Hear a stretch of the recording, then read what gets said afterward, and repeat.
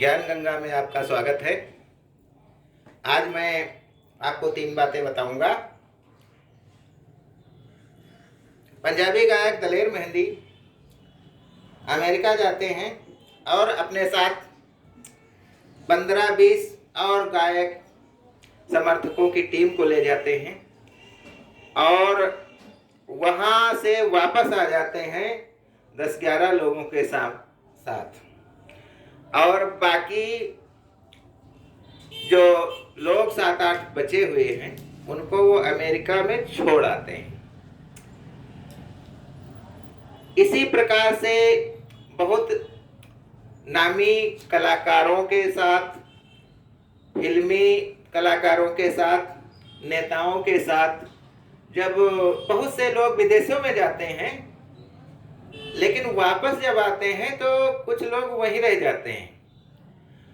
ये एक अपराध है और इस प्रकार से एक सोची समझी साजिश के तहत जब हम किसी को बाहर छोड़ करके आते हैं तो जाहिर है उनसे पैसे भी वसूले जाते हैं जो छोड़ के आता है बड़ा आदमी।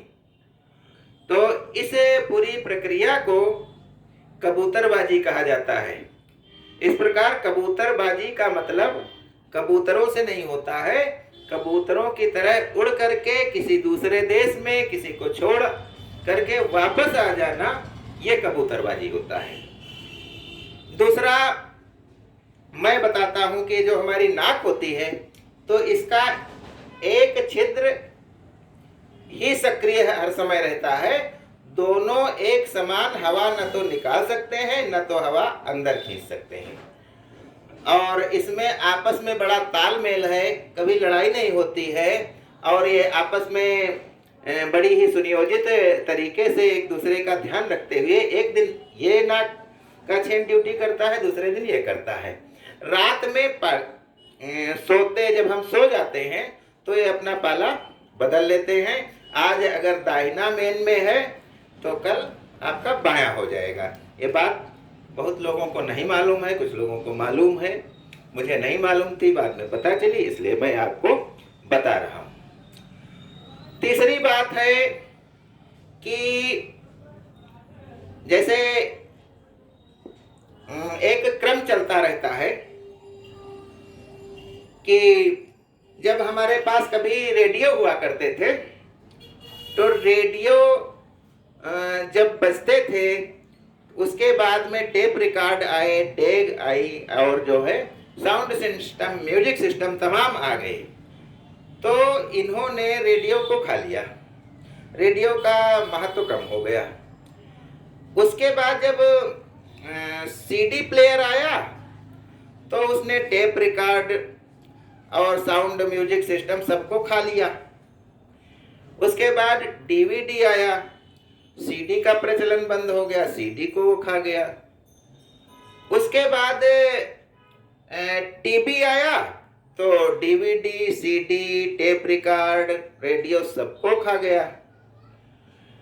और अब टीवी के बाद यूट्यूब आया है जिसने टीवी को खा लिया है।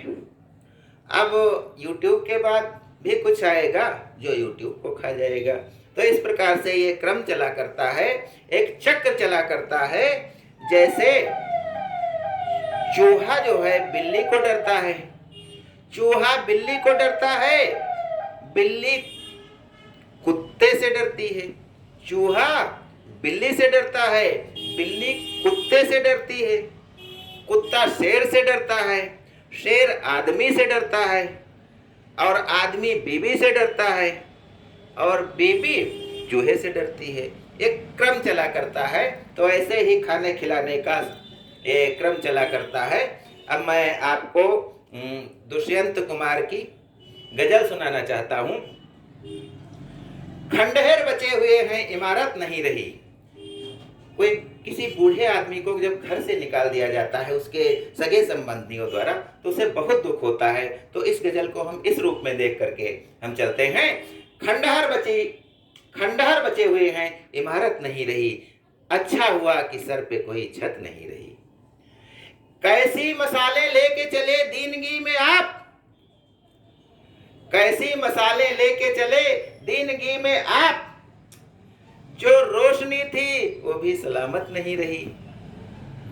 हमने तमाम उम्र अकेले सफर किया, हम पर किसी खुदा की इनायत नहीं रही, हम पर किसी खुदा की इनायत नहीं रही।